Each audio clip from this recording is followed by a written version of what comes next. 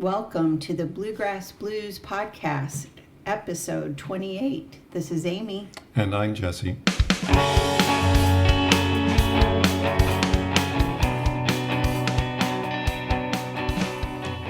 Well, it's been 2 weeks since our last podcast, and we've had a primary election, which had some interesting results, just not only locally in Louisville and in Kentucky, but of national importance. And the big one for Kentucky really was the Thomas Massie primary in the 4th Congressional District, where Massie, who everyone knows is a Trump antagonist. I won't say he's a Trump critic because he votes with Trump and the Republican Party. Over 90% of the time. Yeah, so that's not like what you would call a rebel to the cause. I wouldn't even say he's a Trump antagonist.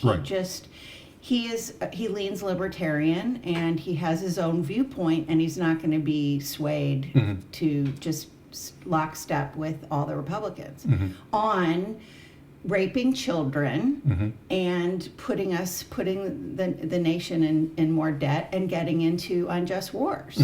Right, and the person who beat him will do that. Yeah, and stated that very publicly. Yeah. So, the Massie election, first of all, you can now refer to the GOP as the ghastly, odious party, because if you look at what they've been doing, they're responsible for closing hospitals, they're responsible for taking money away from people, they're responsible for putting billionaires in charge, or just... They're destroying the environment. I just listened to that story about Big Bend National Park in Texas and how they're going to build this wall on our side, and it's just going to cut off all the wildlife, that's going to cut off the river from... Anyway, they're terrible with it, as we know, in coal country. Yeah, and, the other part of this is, too, there's a war going on. Yes. And they're just rubber stamping it. Right. And it's like they've given up. Why are they even in office if they're going to do nothing? That's the question. They're making a lot of money. Yeah, well... A lot. Right. And the thing about Republican politics, I guess it's politics in general, is that when a person serves in office for a long time, when they leave office, they have a cushy job with whatever section of the economy they've been benefiting. So, they get hired as lobbyists. But in this election, it also says something about the people in Massie's district, or Republicans in Massie's district, where we keep saying this, but this is not a rich state. This is a very poor state. It's at the bottom of a lot of lists in terms of health, in terms of education, in terms of economic security, and we keep voting for these horrible horrible people. Well, and we're seeing this all over the country. We saw that Cornyn, and a very established and esteemed Republican senator. That's John Cornyn of Texas. Right. Was beat by Ken Paxton, multiple felon. And a psychopath he's the Attorney General of Texas. Right. I know, right. And $90 million was spent on that race by the Republican Party to keep Cornyn. So I think Senate Republicans are feeling really upset with Trump, but are they going to do anything? No. Well, you have to remember that Bill Cassidy in Louisiana also lost his primary because, he's another one who only voted with Trump like 95% of the time. I think Cornyn was 99.2% voting with Trump. Yeah, but and I'm sure that there's something with Trump, that there's nothing ideological about what he does. It's all about greed and money and how's he going to benefit. I get this feeling that and ego. Yeah. You have a no king sign still since 1776 still up at your house. He is king, right? Look what he's doing in D.C. King of the Republicans. King of Republicans. Right. And I have 2 no king signs on my house, and they're going to stay until he's gone. Yeah. But it's very disappointing that voters still are under his thumb. Why do you think that is? Republican voters. Yeah. Well, he still has sway. Why? Because he says what they want to hear. But their grocery prices are going up, their gas prices are going up. Memorial Day was terrible. I was out traveling and the hospitality industry didn't do well because of gas prices. People aren't going anywhere. So why isn't that translating into any anti-Trump sentiment? Well, I think we have to look at, first of all, who's voting and look at the voter numbers. That is a very good point. Because if I'm correct, I think the turnout for the last primary, for the Kentucky primary, overall state turnout was 26%, which, if you do the math, means that 3 out of 4 voters didn't show up for this primary. Right. And if you're only 25% of the state is going to show up, that 25% are 25% of registered voters. Right, of registered voters. 3 right. out of 4 registered voters did not go to the polls. And, it's easy to sort of just blame people, but I think it's deeper than that. I think, of course, the media has a lot to do with this. And I think the parties on both sides, especially on the Democratic side in a state like Kentucky, I mean, we are not getting out the vote. Right. And we're going to get into the Democrats' failures very soon, but Democratic voters don't show up to support Democrats, and Republican voters, on both sides, no one is showing up to support their candidates, but what bothers me too is that people complain about politicians and they don't show up to do something about it. They have the power to do this, and nothing is happening. Or it's like, these stupid. I'm sorry, I'm using the word stupid, but these stupid excuses like, well, my vote doesn't matter, or they're all the same. Why should I vote? Well, the reason you should vote is because you're trying. If they're all the same, vote for someone who's not them, or vote for someone who stands up for your beliefs. That's what happened, like in New York with Mandami and with Ocasio-Cortez. People were voting for what they believed in, and those candidates represented what they wanted out of their government. Plus, Kentucky, we used to have terrible restrictions on voting access. We were one of very few states that just had in-person voting on the day of the election from 6 a.m. to 6 p.m. Terrible. And since COVID, we've really opened it up, and you can do absentee voting, and you can do it with an excuse. You can do it without an excuse. You can do early voting. Voting. So, again, that means that access barriers are being removed. And people aren't coming. Yeah, and I'll give an example because did you vote on Election Day? I did. Okay, I voted early. I voted on, I think it was the Thursday before Election Day. And I went to Paristown Hall. Paristown Point, yeah. And there were 2 people there, me and one other voter. And this is like, it's right there. It was, you can come from anywhere in the city to vote anywhere, and they gave you various locations to go. And if there are only 2 people there I probably went around 11 o'clock in the morning. A lunch break, you could jump over, hit any of these sites, and they're conveniently located close to where you work or where you're at school or whatever, and no one's showing up. Well, and I voted about 11:40 a.m. just before a lunch break on Election Day, and I would say 4 people. Really? Maybe. That's on Election Day. On Election Day. And I remember going to, I think last year when we voted for president, I went to look at sites, and it was another situation for some reason where I might have been early voting, or it might have been Election Day, but I could vote in any place I wanted to vote. I didn't have to go to the specific place. That wouldn't have been on Election Day then. Okay, then it must have been a primary. Yeah. So I went on the primary, and I went by the airport, which I think a lot of people go to Bowman Field. That's a small commuter airport in Louisville, and the line was like, it was raining, and the line was just totally absurd. It went forever, and I thought, well, I don't want to stand in line for a couple of hours.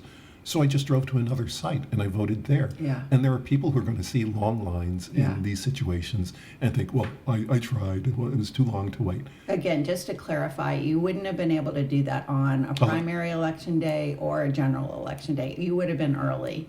Yeah. Because when you vote on election day, you have to know exactly where your polling place is. Yeah, and It's the only place you can go. I wonder why that is, because why not just let people vote wherever they can, as long as they're registered and as long as they're in the database. It's not like we're not like in 1942 where you had to prove where you lived or whatever. We have computers. We have and when you walk technology. into the voting place, then they ask you what precinct you're in. So you have to know even more data, which is what precinct you're in.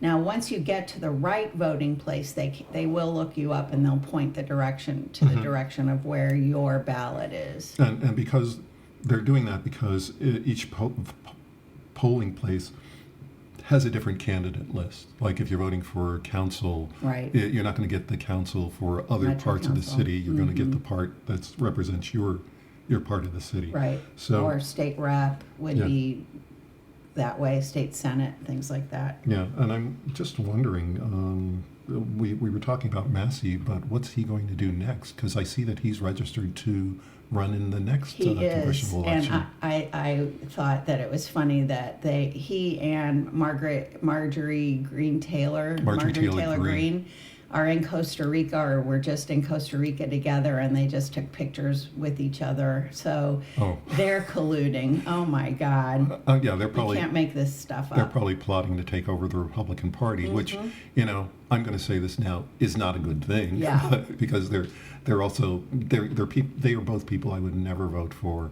But I have to say I was surprised that Massey lost in his district because he's been serving them for quite a while. Yeah. And it's obvious that big money, really big money, went into his election. It shouldn't. The amount of money they spent on Massey's primary is the amount of election you should spend for election day.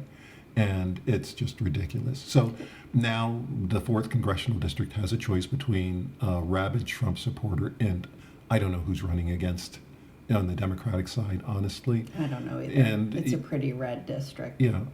So we'll have to see what happens there. But anyway, that's, I think we've... So let's talk about the Louisville mayoral let's do that. race. Yeah, that was... how do we start? Well, I'm excited that Shamika Parrish-Wright got the second most amount of votes. Mm-hmm. That means that she's on the ballot with Craig Greenberg. Right. Yeah, and those are the only two people on the ballot. So it's a Democrat. No, I won't call Greenberg a Democrat. I will call him a pseudo-Republican. Dino. No, I'd call him a pseudo-Republican. It's like, I don't know if he's even pseudo. Yeah, but he's got the D by his name. And then you got Shamika, who is of the Democratic Socialist stripe.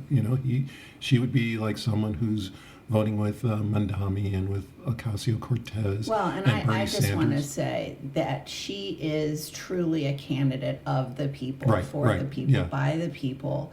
And we are seeing the same class war played out in Louisville, Kentucky that we're seeing all over the country. Mm-hmm. Greenberg is the establishment candidate. The Republican Party did not work hard to, put anyone up to defeat him. Mm-hmm. And Shamika Parrish-Wright is a community organizer. She's out there. She is a black woman. She has faced homelessness. She has faced all kinds of issues associated with poverty. She runs a nonprofit that deals with justice issues and things like that. For me, I mean, it's insanity to vote for these same people over and over and expect different results. We're not going to get them. But we would with Shamika Parrish-Wright, the way that New York City is with Mamdani. Mm-hmm. The reason that we don't have, I guess the reason we don't have the enthusiasm for like a Mamdani kind of person here is because the parties are so entrenched in what they want, and they've decided that we're going to put these people in office.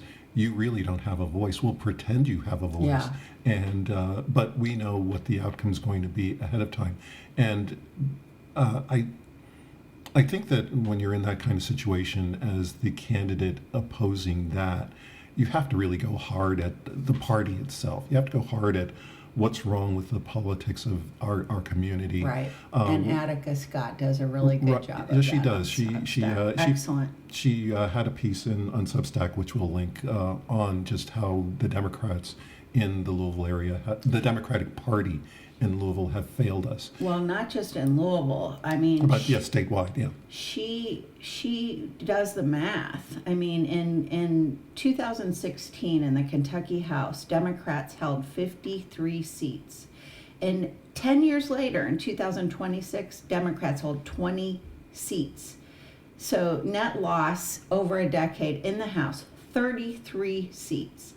The Kentucky Senate, 10 years ago, Democrats held 11 seats. Now, Democrats hold 6 seats. So that's 38 legislative seats, 38 votes, 38 voices, 38 opportunities to stop bad bills or advance good ones gone in 10 years. Where is the Democratic Party? Plus, let's look at the constitutional offices.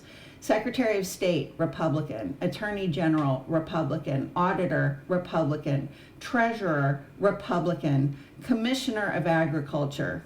Guess what they are? Republican. Yeah, good guess, Jesse. We've got the governor. He's a nice guy. He's a good guy. I like him.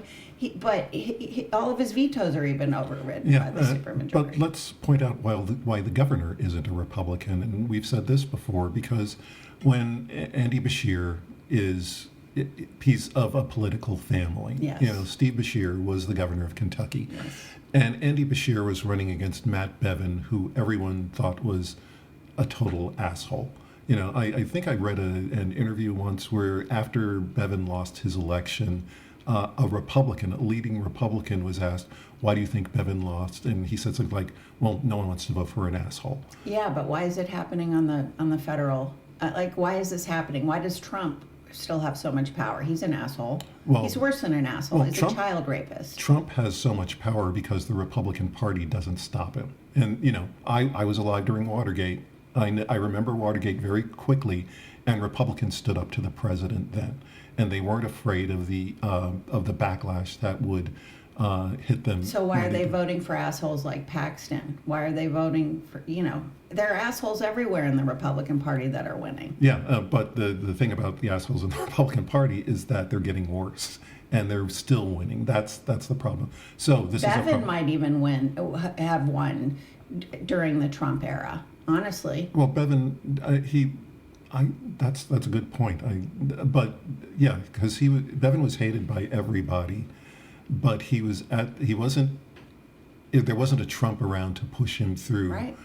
So Beshear got through on that. Beshear got through because there was no Trump-like candidate. Well, that was during the Biden administration when Beshear won his first. No, it was first Before Trump administration. that. We'll have to look it up. But during the second Beshear win, to me, and I'm sure to everyone who pays attention to politics, the reason he won is obvious.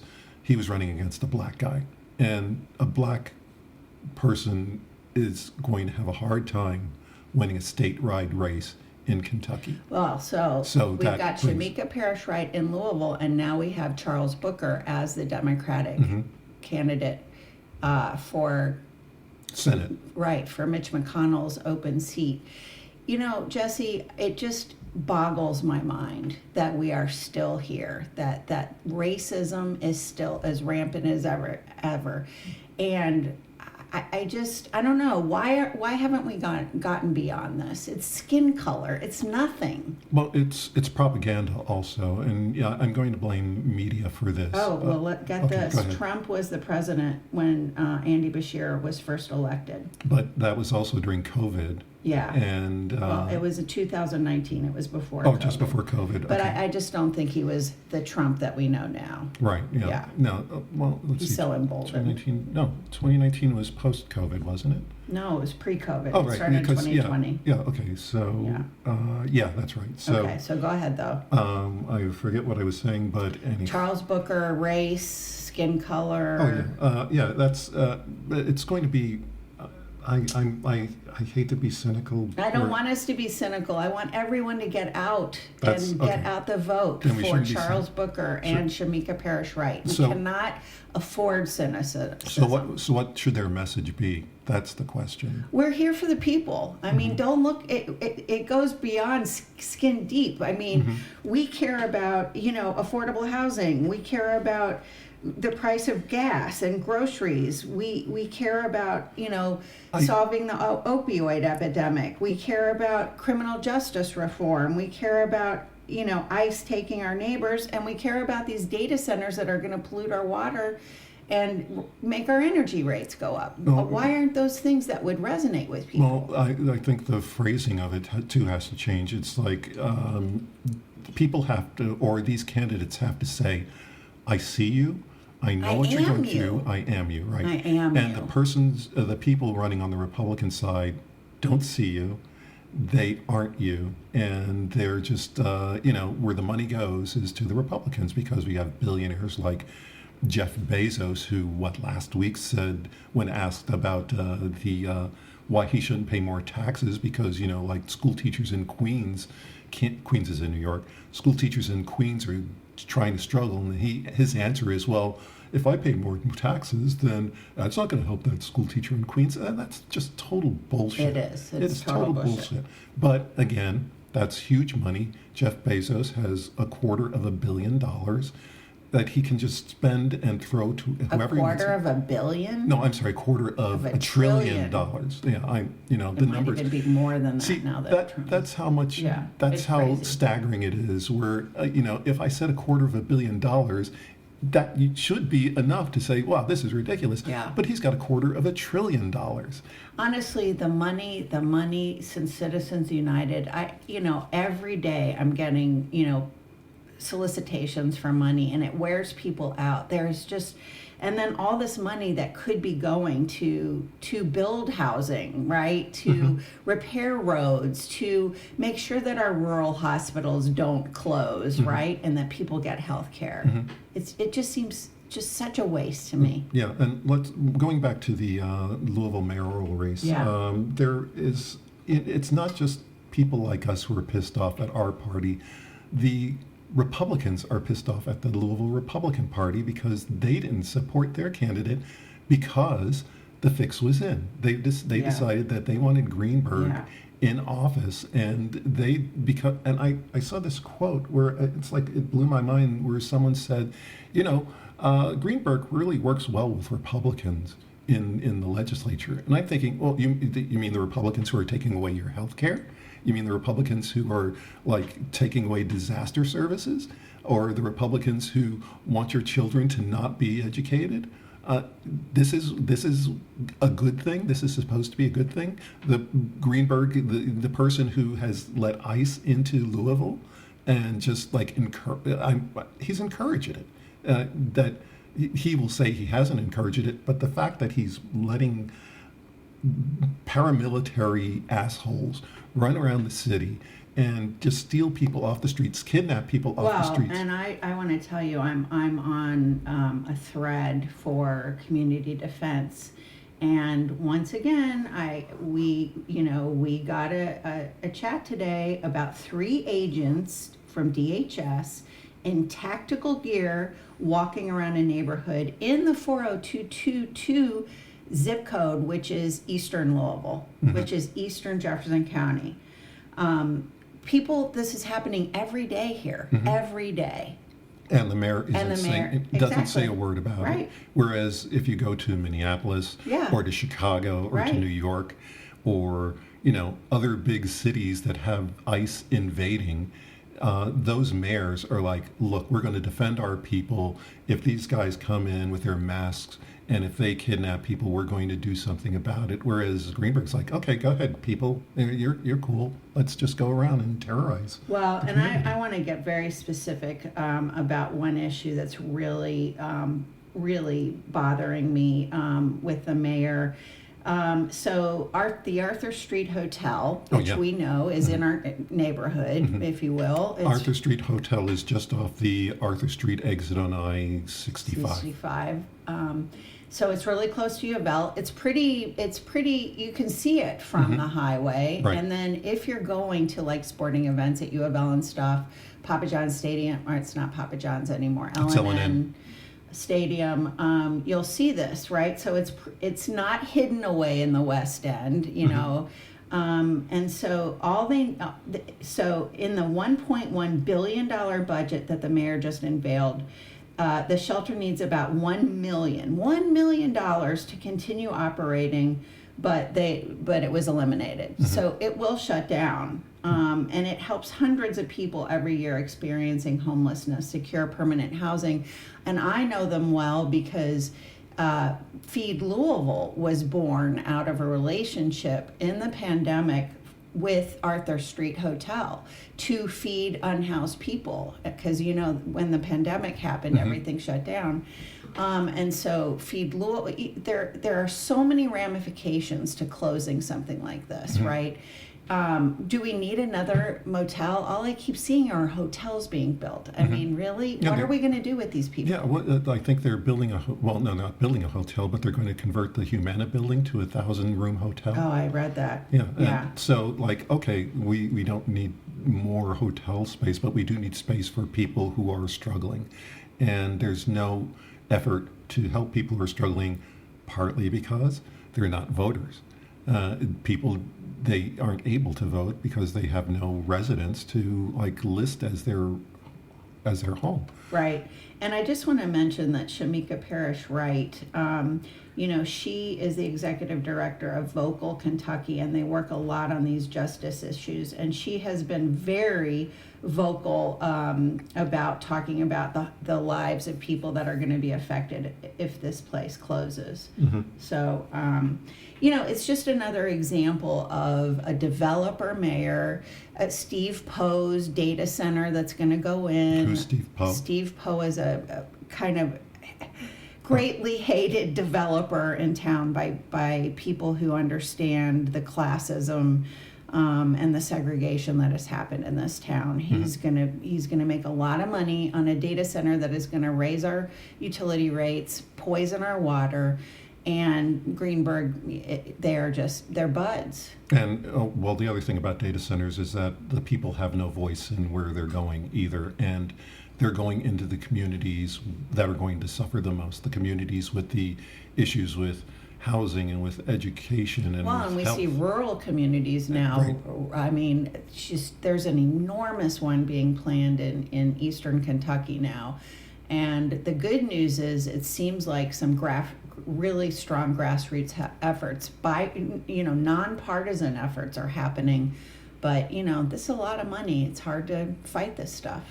Yeah, and especially if you have a mayor or people in charge that are in on it, Right, and I will also blame a couple more functions that should be performing better but don't. The first is that we had our mayoral race and our council race was nonpartisan, which for the first time ever. And it was passed by Republicans in Frankfort. Right. And I think it's just Louisville that was affected by that. I'm not sure, but I'd have to look that up.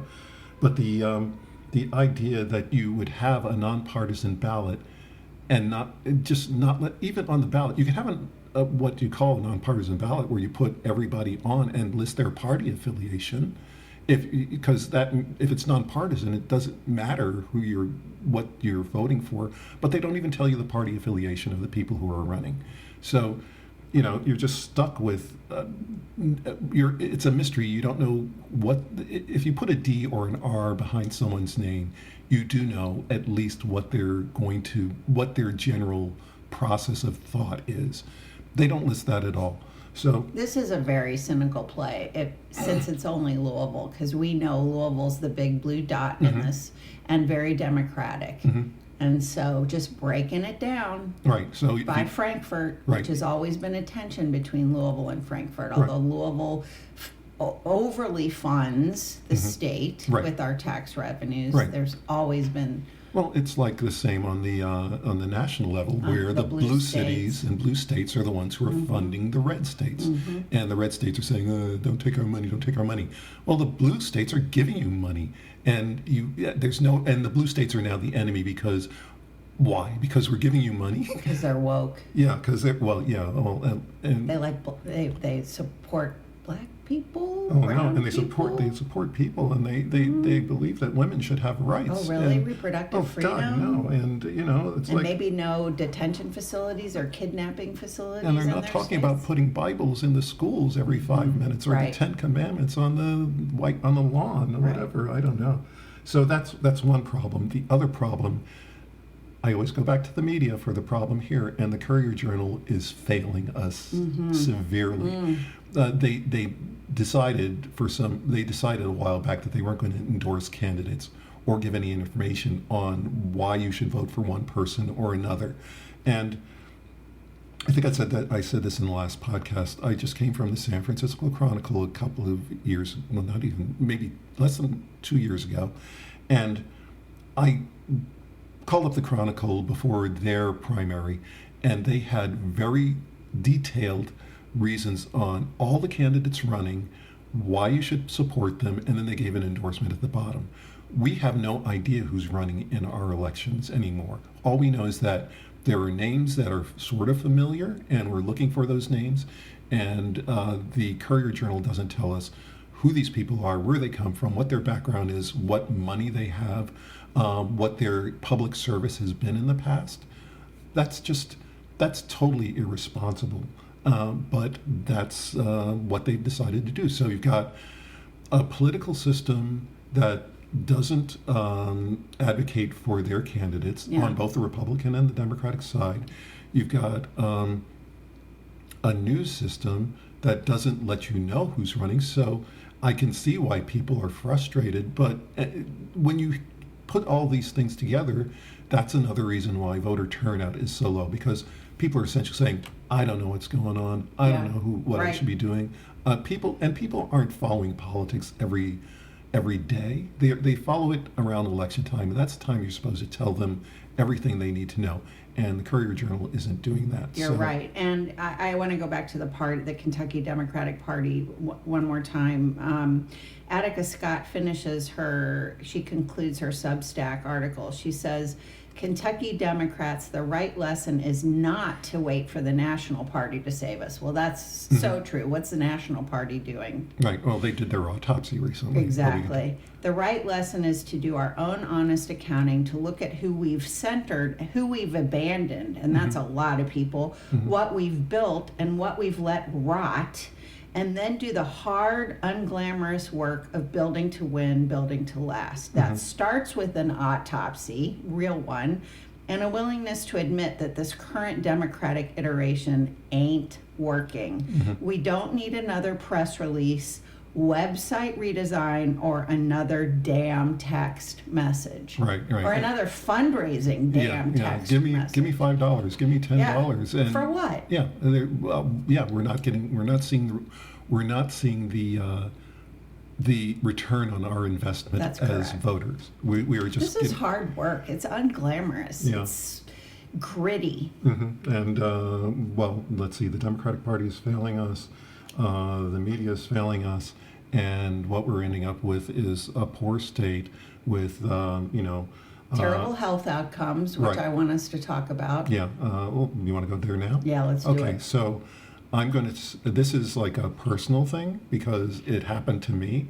And I had a really bad health episode last week, and it was my fault. So I'll say that to begin with. I drove from Ohio to Louisville last 2 Sundays ago. From your college reunion at Ohio Wesleyan. Yeah, my 50th college reunion. And I drove home. I rented a car, drove back home.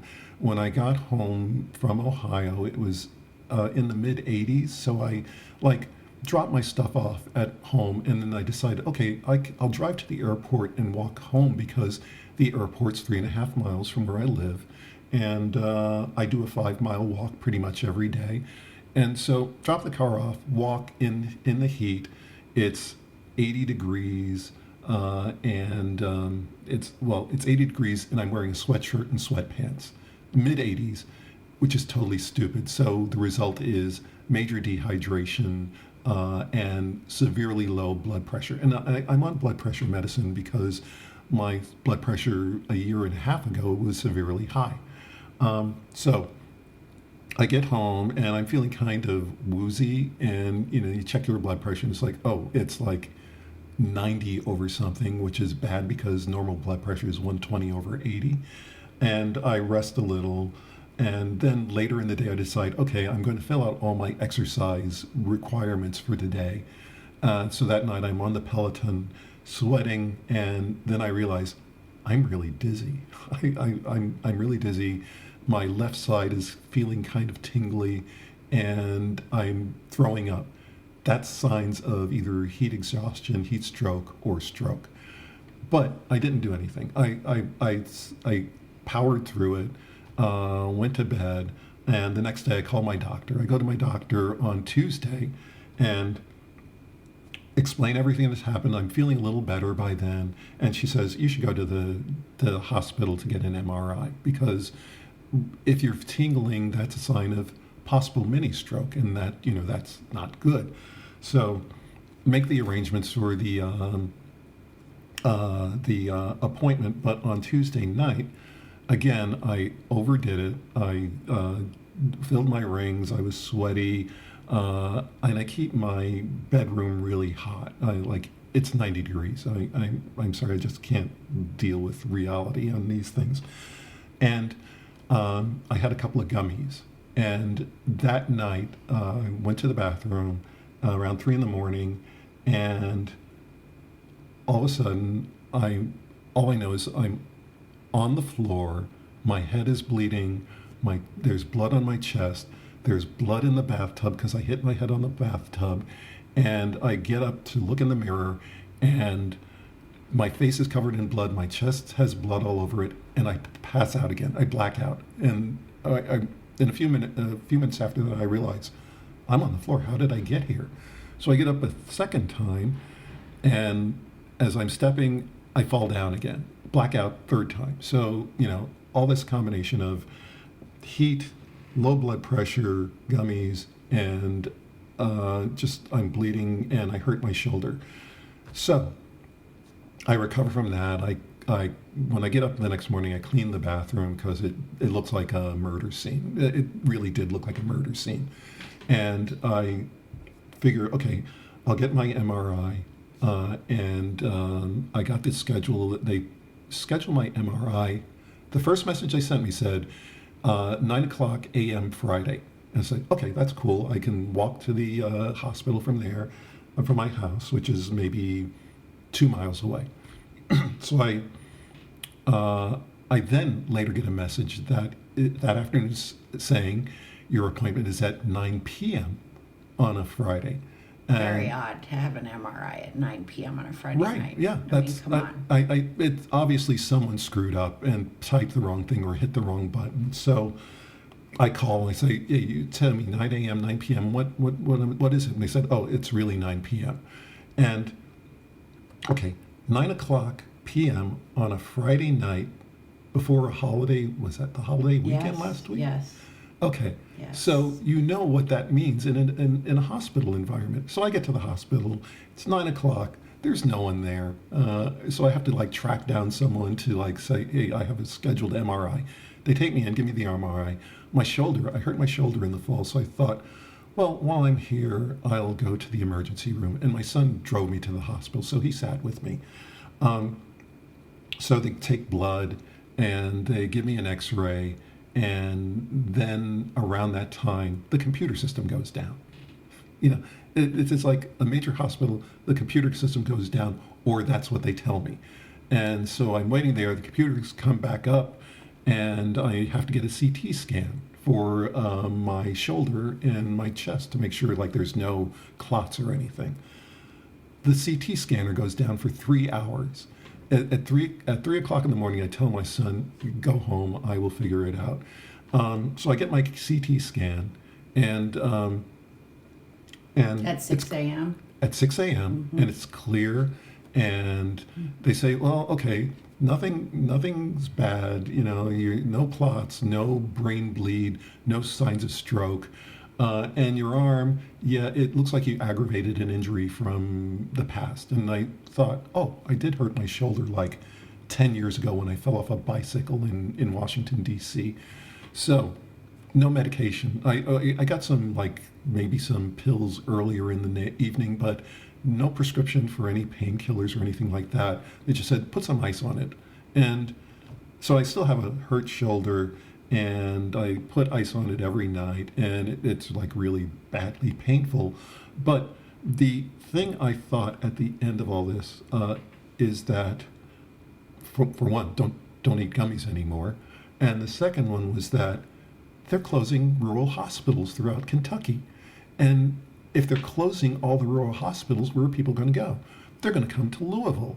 And if my experience, like in a normal emergency room Louisville situation, and Lexington. Louisville and Lexington, Yeah. if what's happening at the Louisville hospital continues to happen, or if that's the way it normally is, because I don't know how emergencies, I know that emergencies rooms are always busy, but if it's going to take all night for me to do something like that, what's going to happen when all these people who have no hospitals have to come to Louisville to get treatment for their emergencies? It's going to be madness. And let's go back to whose fault this is. It's the Republican Party's fault. It's because they're closing I think in Louisville, or in Kentucky, I think they're closing at least 35, or that's the thought, that 35 rural hospitals are going to close in this state. And Louisville's going to lose more hospitals than any other state in the country. Not Louisville, Kentucky. I'm sorry, Kentucky. Yeah. I'm sorry, Kentucky. So, Yeah. Well, and I was just thinking about how the closure of I-65, where the Right. hospitals are all located off of, right? We're going to have a closure of about, I think it's 2 miles. 2 months. Yeah, 2 months. 2 months this And summer. the distance is at least a 2-mile clip of Yeah. I-65, which leads us into I-71, I-75, takes us to Cincinnati. The Watterson. The Watterson Expressway. This is going to be a nightmare. Yeah. And this means that trucks and cars, people could bypass by driving the Watterson, but they're going to come right through.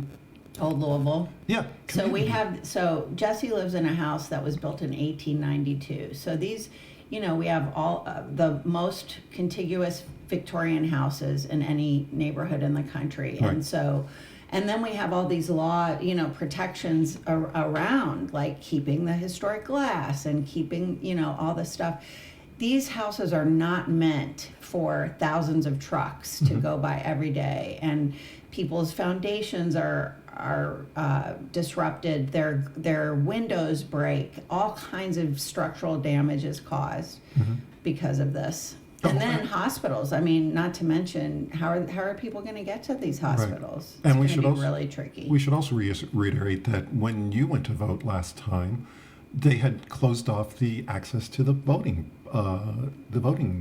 facility. Yeah, so that wasn't my polling location, but it was another one in our neighborhood.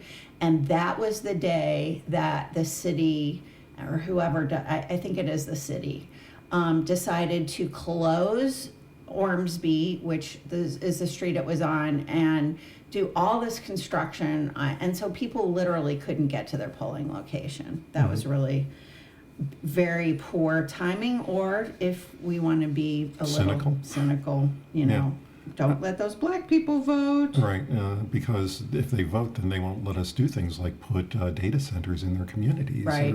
Or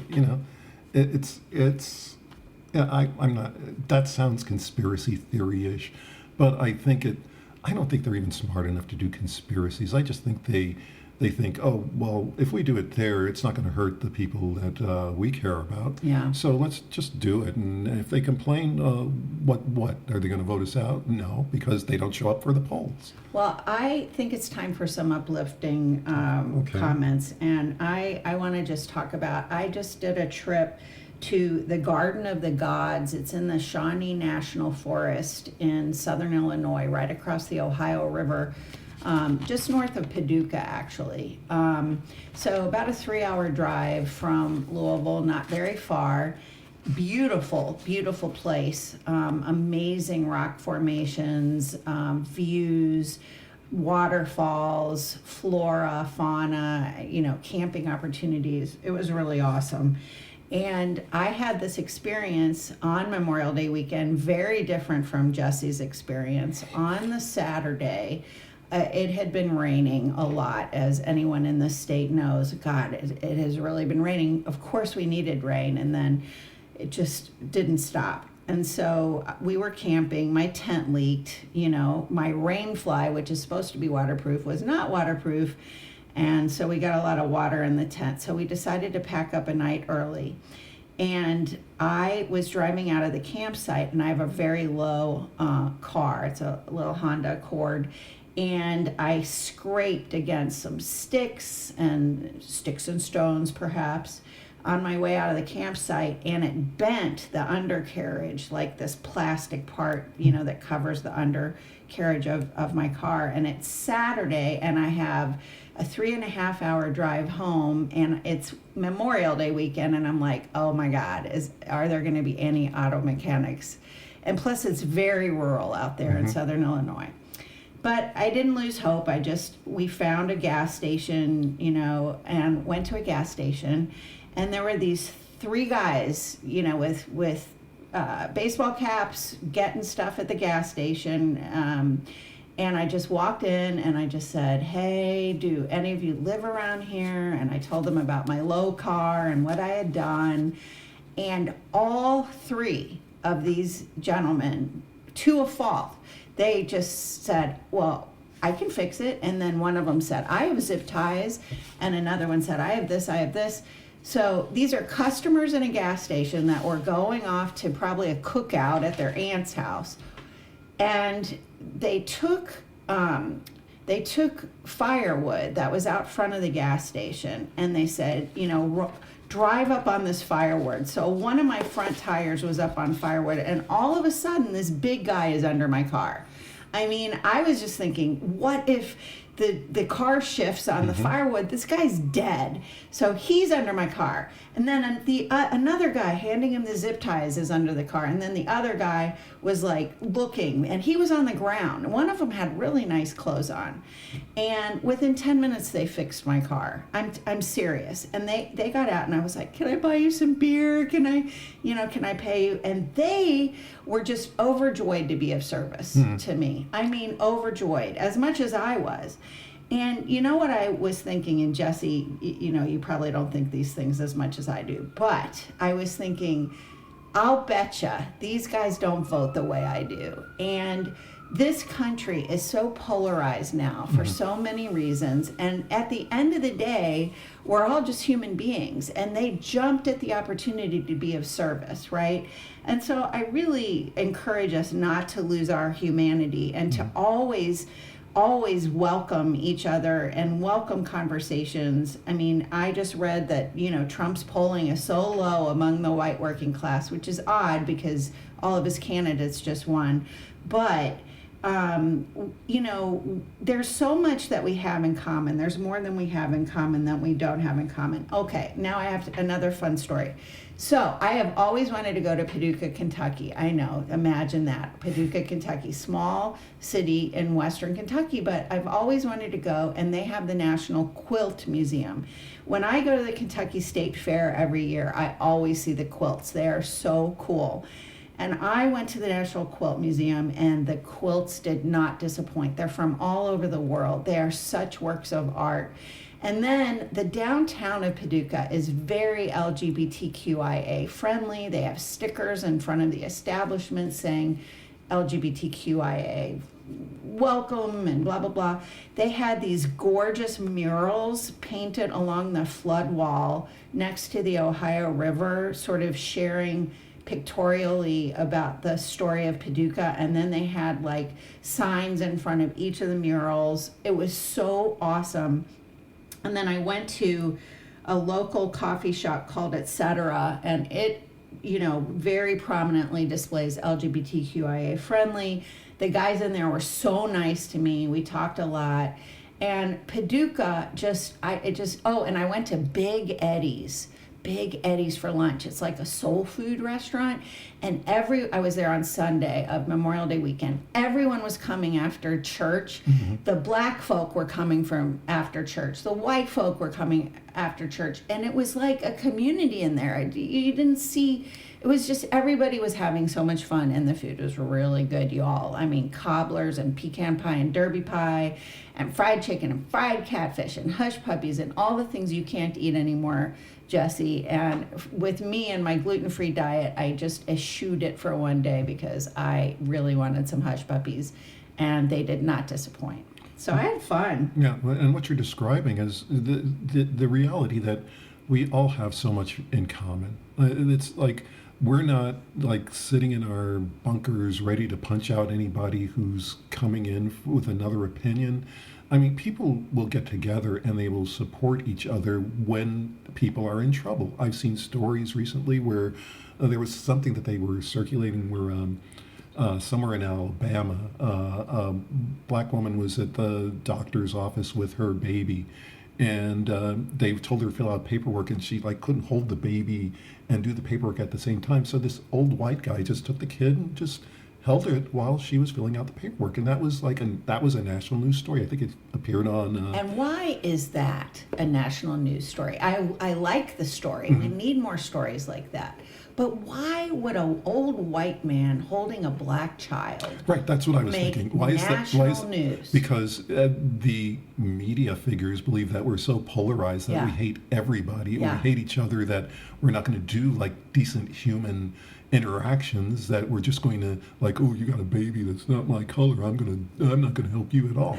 This is again an example of bad media. Very. I mean, I want these human interest stories. Please don't. Yeah, I understand, but you have to see what's the motivation of the news organization doing that. And so I guess I'll go into the next part where there's some local interesting stuff happening here too in terms of entertainment. Shakespeare in the Park began in Central Park in Old Louisville. It's the oldest free Shakespeare Festival, festival anywhere in the country. They do at least 4 plays during the summer. They're starting out this year with As You Like It, and there were a couple of other things I saw on the schedule. Later in the summer, they're going to do Romeo and Juliet, and then they're going to do a dance interpretation of Hamlet and Ophelia. Now, I go to all the plays when I'm here, but the bottom line is I don't understand or like Shakespeare in reality, because we read it as kids, right, in high school. We didn't understand it. Yeah, it's like the language I just didn't understand the language. Yeah. There were words. It was like, okay, I see words. I know what each individual word means, but I have no idea. You don't even know which each individual word means in Old English. Oh, right. You know what I mean? Because it's a different language. Right. And so I read that, and we have to read it in high school, and we have to pass our test and all that other stuff. And I got by with it. So, but over the years, I keep going to Shakespeare. Like I've been to Broadway plays where they're doing Macbeth, and I've been to lots of Shakespeare in the Park here, and I think within the past few years I finally understand what's going on, and now I know why I don't like it, because Shakespeare there's racist elements, a lot of racist elements, read Othello. There are sexist elements, read anything. There are anti-Semitic elements, read The Merchant of Venice. And it's good to now understand why I don't like it, because the messages that are being given out are really, they're just archaic and also offensive. So, for example, last year I went to see Hamlet at Shakespeare in the Park, and it was the first time I understood it. I realized that, Hamlet's a psychopath. He's having these hallucinations, and he's planning to kill his uncle, and he's right, his uncle did do all the bad stuff, but he's just killing people along the way. Ophelia which they're doing the dance musical interpretation of this year, she's being abused, And the Hamlet production they did last year was really interesting because Hamlet was played by a woman. Yeah. So that was really fascinating. Yeah. And that helped me understand the play a little more. I don't know why, but I could connect with it more that way. Even though over the years, it's like Hamlet's a teenage psychopath. Or look at Romeo and Juliet, which is going to be playing here this year. This is like child pornography. It's like pedophilia, although they're both 14 or so. The idea that these 14-year-olds are so in love that they're going to go kill each other because they're so much in love. Meanwhile, their families are fighting all the time. That's like, oh, why don't we set it then to make it more... Kill each other or kill themselves? They kill themselves in Romeo and Juliet, the poison. You said kill each other. Oh, right. Well, essentially killing each other because they are so much in love. But I think if you set, like, for example, Romeo and Juliet in Eastern Kentucky, Hatfields and McCoys, that's the plot right there. And Democrats and Republicans. Right, yeah. So men and women. So anyway, this year I'm going to see them. I will see all the plays again. But I was thinking, there is. I don't know if people know that these books exist, but there's a series of Shakespearean influenced plays based on Star Wars. And right now I'm reading The Empire Striketh Back by William Shakespeare. And so to close this episode, because we're being really silly now, I'm going to read an excerpt from The Empire Striketh Back by William Shakespeare's The Empire Striketh Back. This is Act 2, Scene 7. The scene is set in the Dagobah system. The protagonists are Luke and R2-D2.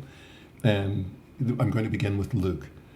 What misadventure have I seen today? Our sensors spied no cities or machines within this system desolate, but life forms plenty. As we made our way onto the planet's atmosphere, all went awry. My X-Wing ship began to shake and groan. My scopes had failed, and I did blindly spin into a landing doomed to end with strife. 'Tis almost fortunate that I did land within this swampy bog, where now the ship in part way sunk, for I had hit the ground, my ship and droid, and even my own self might have been crushed, and everything destroyed. But now my ship is fixed in the mire, and how it shall come out I cannot tell. Was this first trouble all I would endure? Nay, nay. It seemeth fate did not see fit to send pains singular, but multiple. Fate hath provided pains abundantly, for this is not the end of our distress. As R2 and I headed for the shore, he fell into the water, wheels to scope, and was assaulted by a mighty beast. I swallowed whole and disappeared from sight. For seeming ages I did search for him, but to no avail. And then with frightful scream he was ejected from the swamp as fast as proton-filled torpedoes from their shaft. Above my head he sailed well o'er the ground, and landed in a heap of dirt and grime. 'Twas only for his metal-tasting shell the little droid shall live to see tomorrow. So much misfortune. After all this pain, I should feel grateful still to have my life. But now we are marooned within a place where neither friend nor contact may be found. I should have listened to the wise R2 when he said coming here would work us woe. Our camp is now set up, our food prepared. My faithful R2 chargeth up its power, its semblance of good order we present. But I have neither stomach nor desire to sit down to a hale and hearty feast. More pressing too, I must this Yoda find. Indeed, if that good man doth e'en exist, look round about, R2. Is this place not unlikely for a Jedi Master's home? 'Tis strange, 'tis passing strange, 'tis pitiful. R2. Beep squeak. Love it. That's fun. So go have some fun, everyone. Yeah. Even especially if you have free Shakespeare in your park, adjacent to your house, you can, pour a cold drink, go on out, and have a good time. Yeah, and play is important. And read Shakespeare. If you don't like Shakespeare, read The Empire Striketh Back. Yeah, for sure. I guess that's the endorsement, and we should get paid for that, but we're not going to. All right, see you in a couple weeks. Yeah, bye. Bye. Our closing music is